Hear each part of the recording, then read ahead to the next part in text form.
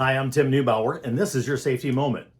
The next in our series on steel erection is we're going to deal with another definition.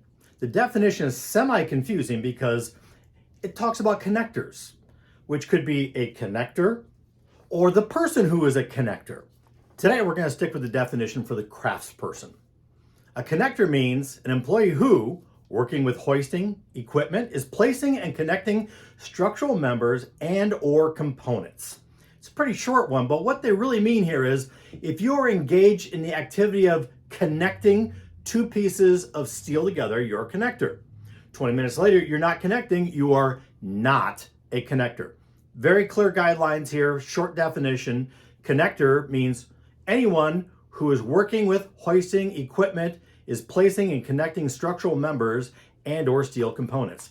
I'm Tim Neubauer, and that's your safety moment.